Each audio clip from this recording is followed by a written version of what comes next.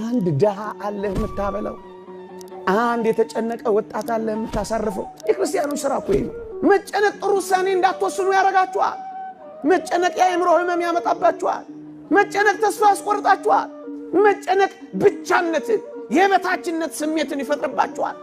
ሁል ጊዜ የጎደለንን እንጂ ያለንን ነገር መቁጠር ስለማንችል እኮ በዚህ ስርቆት ውስጥ፣ በዚህ ንጥቂያ ውስጥ፣ በዚህ መረን የወጣ ህይወት ውስጥ ለምን ቢቆረጥ በእግዚአብሔር ተስፋ ይቆረጣል።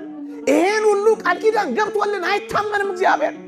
ዘዳግም 34 የአባታችን የሙሴ ምርቃት ምን እንደሆነች ታውቃላችሁ?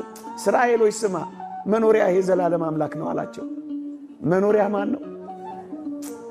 ክርስቲያኖች መኖሪያችን እኮ የዘላለም አምላካችን ነው።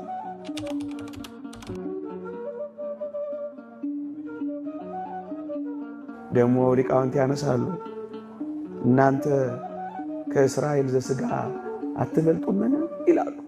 እስራኤል ዘሥጋን ታስታውሷቸዋላችሁ።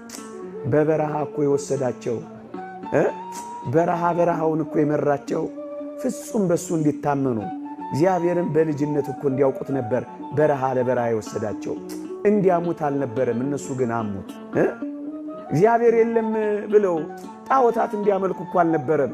በበረሃ ውስጥ የመራቸው የበለጠ እሱን እንዲያውቁት እኮ ነው። ስትራብና ሲመግብህ እኮ የበለጠ እግዚአብሔርን ታውቀዋለህ። ስትጠማና ሲያረካ እኮ የበለጠ እግዚአብሔርን ታውቀዋለህ። ጨለመብኝ ስትል ነገን ደግሞ ስንት ጊዜ ጨልሞብህ ነግቶልህ ያውቃል። ስንት ጊዜ አለቀልኝ ብለህ ተቀጥሎልህ ያውቃል።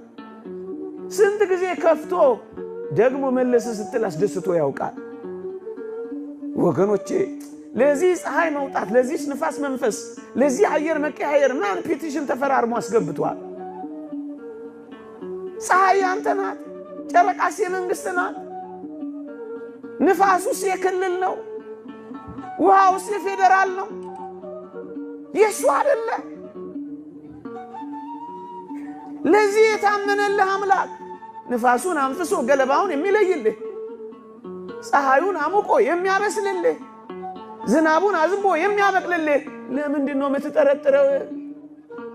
በረሃ የወሰዳቸው ለምን እንደሆነ ታውቃላችሁ? የበለጠ እግዚአብሔርን እንዲያጣጥሙት ነበር። እነሱ አልተጠቀሙበትም እንጂ ምንድን ነው የሚላቸው ወገኖቼ? እንዲህ ይላቸዋል፣ 40 ዓመት በበረሃ ስመራ ልብስህ አላለቅ፣ በትርህ አልወደቅ፣ ጫማህ አልተቀደደ፣ እስራኤሎች ስማ ይላቸዋል። ለምን መሰላችሁ? ልብሳቸው እንዳያልቅ ጋረደላቸው፣ ፀሐይ አይመታቸው፣ ጫማቸው እንዳይቀደድ አሸዋውን ጋረደላቸው። ከዚህ በላይ አምላክ አለ? እስራኤልን እኮ ከግብፅ ነው ያወጣቸው። እኛን እኮ ከሲኦል ነው ያወጣ። እስራኤልን እኮ ሙሴን የመራቸው፣ ለእኛ ክርስቶስን የመጣልን። እስራኤልን እኮ ዮርዳኖስን ያሳለፋቸው፣ እኛን እኮ ገሃነመ እሳትን ያሻገረ። እስራኤልን እኮ መናን ያወረደላቸው፣ እኛን እኮ ራሱ መጥቶ ነው ብሉ ጠጡኛ አለው። ታዲያ እኛን እንበልጥም? በአንድ ልብስ እንደሚያኖር አታምንም? እንደው የምር ብናምነው አንድ ቀን በበላ ነው ብዙ ቀን ሊያኖረን እንደሚችል አናውቅም? ምዕመና በተለይ ወጣቶች ስለምትበሉት ስለምትጠጡት ወይ ሰጥቷችሁ ብቻ እኮ አይደለም ሳያስርባችሁ እንኳን ሊያኖረው ይችላል። እውነት አስብ። እኔ አንዳንድ እህቶችን ዜና ሰማለሁ። ከበላው እኮ 3 ቀኔ ነው ግን ምንም አራበኝም ይላሉ። ምስኪንና ድሆች ናቸው። 3 ቀን ሙሉ የረሃብ ስሜት ያጠፋላቸዋል። እምትቀምሰው እንኳን ብታጣ እንዳትራብ ማድረግ እንደሚችል አታውቅም እግዚአብሔር? እምትጠጣው እንኳን ብታጣ ጉሮሮ እንዳይደርቅ ማድረግ እንደሚችል አታምንም እግዚአብሔር? አሁን ማመን እኮ ነው የጎደልን። ማመን፣ ፍጹም ማመን። እንደዛች ልጅ ዝናብ ጠፍቶ መሬት ደርቆ ተሰነጣጥቆ ወዮ ሊሉ ምህላ ሊያደርሱ ወደ ቤተ እግዚአብሔር ሲሄዱ አንዲት ሕፃን ልጅ ከእናቷ ጋር ትወጣለች አሉ። እንግዲህ እግዚአብሔር ያሳያችሁ። ዝናብ ጠፍቷል፣ ምህላ ሊያደርሱ ወደ ቤተ ክርስቲያን ይሄዳሉ። እቺ ብላቴና ጃንጥላ ይዛ ወጣችላችሁ። በጠራራ ፀሐይ እልም ባለ በረሃ ሐሩር መሬቱ በተሰነጣጠቀበት ለዝናብ ልመና ሲወጡ አጅሪት ጃንጥላ ይዛ ወጣችላችሁ። እንዴ ምን ሆነሽ ነው እንዲህ ባለ እሳት ውስጥ አንቺ እኔ ይዘሽ የምትወጪው አሏት አሉ። እሷ ምን አለች አሉ? ዝናብ ለምን አይደል? አዎ ታዲያ ዝናብ ሲመጣ በምን እንጠለላለን አለች። እንደ ፈቃዱ አንዳች ብንለምን እናገኛለን አይልም? እንመነዋ እግዚአብሔር ፍጹም እንመነው። የሚያስብልን እንዳለ እንመነው። ብንጥልለት የሚሸከምልን አምላክ እንዳለ እንመነው። ባለፈውም ነግሬያችኋለሁ። ነገር ሁሉ ቢገላበጥ እንኳን ምን እንበለው? እኛን ሴልዮ ነግሬያችሁ የለ በጾመ ነነዌ አቴስት የሆነው ኢአማኝ የሆነው ሰው አሁንማ እናቴ አቤት አሁን የጾመ ነነዌ የሚሉትን ያምናሉ? በደንብ አድርጌ ያምናለሁ። እሳቸው ላይ ያስቀድሱ ሲሄዱ መንገድ ላይ ጠበቁ እኮ እውነት አሳ አንበሪው ዮናስን ዋጠው ከዛ ደግሞ ዮናስን ተፋው በሚለው ያምናሉ አላቸው። ልጄ አንተ አሳ አንበሪው ዮናስን ዋጠው ከዛ ደግሞ ተፋው በሚለው ነው ግራ የገባ የጨነቀ? አዎ እኔ ግን ዮናስ አሳ አንበሪውን ዋጠው ከዛ ዮናስ አሳ አንበሪውን ተፋው ቢባልና ቢገላበጥ እንኳን እኔ አምላኬን ምን እለዋለሁ? ታምኑታላችሁ? ይሄ እኮ ነው እምነት ማለት ወገኖቼ። ማመን ሳያስርባችሁ እንኳን ሊያኖር እንደሚችል ሳያስጠማችሁ እንኳን ሊያኖር እንደሚችል ማመን፣ ይሄ ነው እምነት ማለት። እመኑት እግዚአብሔር። ተስፋ አትቁረጡበት፣ አትጨነቁበት ወገኖቼ። እኛ እኮ እግዚአብሔርን የምንጠረጥረው ለሌሎች ለማያምኑት እንኳን በሚሰጠው ነገር እኮ ነው። እናንተ ይሄ አሳፍረን እንኳን ለኛ ይሄ እኮ ለአሕዛብ እንኳን ያስፈልጋቸዋል ይላል። የሰማይ አባታችሁ ለአሕዛብ እንኳን የሚሰጠውን አንተ በዚህ ኩርምት ጭርምት ትላለህ። አንተ በዚህ እግዚአብሔርን እንደሌለ ትጠረጥረዋለህ። አንተ በዚህ ተስፋ ቆርጠህ ምን ውስጥ ትገባለህ? ሱስ ውስጥ፣ በዚህ ስርቆት ውስጥ፣ በዚህ ንጥቂያ ውስጥ፣ በዚህ መረን የወጣ ህይወት ውስጥ ለምን? ለነሱ እንኳን እንደሚያስፈልገው እኮ እግዚአብሔር ይሰጣቸዋል ይላል። ወገኖቼ እኛ ከእስራኤል ዘሥጋ እንበልጣለን። ለነሱ የታመነ አምላክ ለኛም ይታመናል። ሙሴ ሊሞት ሲል አታስታውሱም? እስራኤል በጣም ተጨንቀው ነበር። መናውን እያወረደ ደመናን እየጋረደ ነበልባል እያበረደ ጭንጫ አለቱን እያፈለቀ የሚመግበን ሙሴ ነበረ። ወይ አሁን ሙሴ ሊሞትብን ሆነ ብለው ተጨነቁ። ዘዳግም 34 የአባታችን የሙሴ ምርቃት ምን እንደሆነች ታውቃላችሁ? እስራኤሎች ስማ መኖሪያ የዘላለም አምላክ ነው አላቸው። መኖሪያ ማን ነው? ክርስቲያኖች መኖሪያችን እኮ የዘላለም አምላካችን ነው።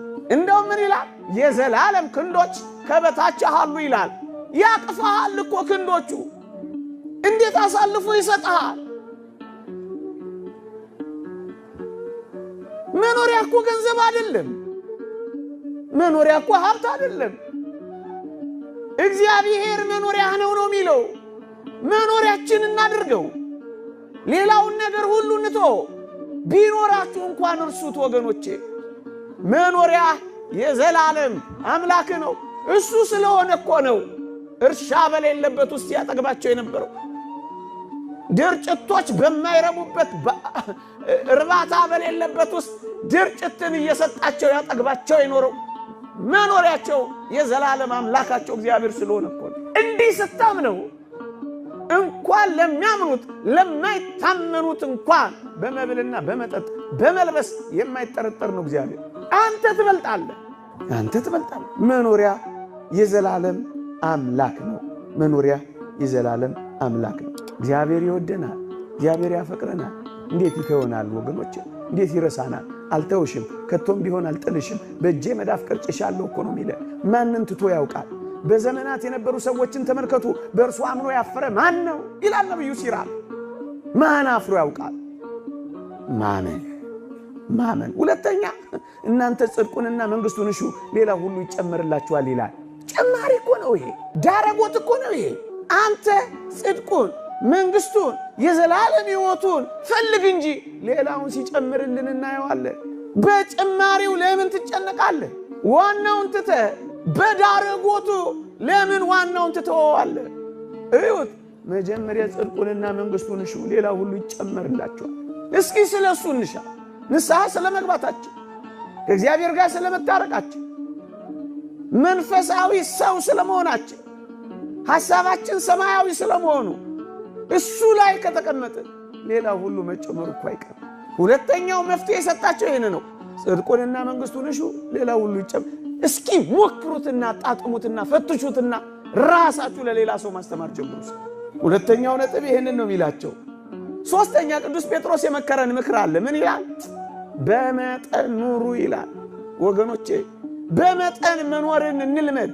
ብዙዎቻችን የምንጨነቀው ሁሉ ጊዜ የጎደለንን እንጂ ያለንን ነገር መቁጠር ስለማንችል እኮ ነው። ወገኖቼ ማታ ማታ ቤታችሁ ገብታችሁ ገንዘባችሁን ኪሳችሁን ቼክ ታረጉ የለ? ነጋዴዎች ባላንሳችሁን ቼክ ታረጉ የለ? ባላንስ እያላችሁ አካውንቶቻችሁን ትጠይቁ የለ? በየወሩ ባንክ ሪኮንሲሌሽን ታሰሩ የለ? ታውቁ የለ ያላችሁንና የሌላችሁን? ለምንድን ነው የምትወዳደሩት ከሌሎች ጋር? እናንተ ባላችሁ በመጠን መኖርን አትለምዱ። በመጠን ኑሩ። በመጠን የሚኖር ሰው አይጨነቅም። መጠኑን የሚያውቅ ሰው አይታወክም። ለዚህ ነው ንዑድ ክቡር የሚሆን ጳውሎስ ማትረፍንም አውቃለሁ መጉደልንም ተምሬያለሁ ኑሮዬ ይበቃኛል ማለት ማትረፊያ ነው የሚለው። የእግዚአብሔር ቃል የሚለው የዕለት ጉርስ የዓመት ልብስ ካለን ይበቃናል ነው የሚለው። ጫማ ስላልቀየርክ ለምን ትጨነቃለህ? ለምን ትጨነቅ? የዕለት ጉርስ ካላሳጣ ለምን ትጨነቃለህ? ለዓመት እያሰብክ ለምን ትፈነዳለህ? ምናምን ካልገነባው እያልክ ለምን ከሰውነት ተራ ትወጣለህ? ለምን ትሰርቃለህ? ለምን ታታልላለህ? በመጠን ብትኖር ግን ጸጥ ታደርገዋለህ የሚያውክህን ነገር በሙሉ። ይበቃኛል ማለት ወጣቶች ኑሮዬ ይበቃኛል ማለት ማትረፊያ ነው። ይበቃኛል፣ የዕለት ጉርሴን የዓመት ልብሴን ካገኘው ይበቃኛል፣ ጥሪቴን ኢየሱስ ክርስቶስ ካደረኩት ይበቃኛል። ዮሐንስ ዘሰዋስው ጆን ዘክላይማክስ የቅዱሳን ጥሪታቸው ሀብታቸው ንብረታቸው ኢየሱስ ክርስቶስ ነበር ይላል። ለምንድን ነው የምትጨነቁት? ለማጌጥ ለማሸብረቅ። ለምንድን ነው መከራ የምትበሉት? ዓለም መጀመሪያ ሜካፓን ከዛ ውበታችሁን ነው የምታጠፋው። ዓለም መጀመሪያ ሳቋን ከዛስ ደስታችሁን ነው የምትወስደው። ዓለም መጀመሪያ ጉረቀዋን ከዚያስ ለቅሷችሁን ነው የምታመጣው። ይበቃኛል ካላችሁ ታርፋላችሁ። ከሰው ጋር ትወዳደሩ። ቅናት አያበግናችሁም። ወንድማችሁ ምንም ቢያደርግ ደስ ይላችኋል። ምክንያቱም ኑሮዬ ይበቃኛል ብላችሁ ስለምትኖሩ። ኑሮዬ ይበቃ። በመጠን መኖርን መልመድ። በመጠን መኖርን መልመድ። አለመፎካከር፣ ዓለሙን እያያችሁ አትባክኑ። ጭንቅ አትበሉ። እናንተ ተረጋጉና ስከሩ።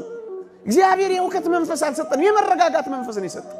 እየሌላችሁ እንዳላችሁ ይሰማችኋል። በዓለም ምኞት በዓይን አምሮት አትቃጠሉ። ባላችሁ ነገር ክርስቲያን እንደመሆናችሁ ኩሩ። ባላችሁ ነገር አመስግኑ። በሌላችሁ ነገር አትጨነቁ። የሚያስፈልጋችሁ ከሆነ እግዚአብሔር በጊዜው ጊዜ ያደርገዋል ብላችሁ አስቡ።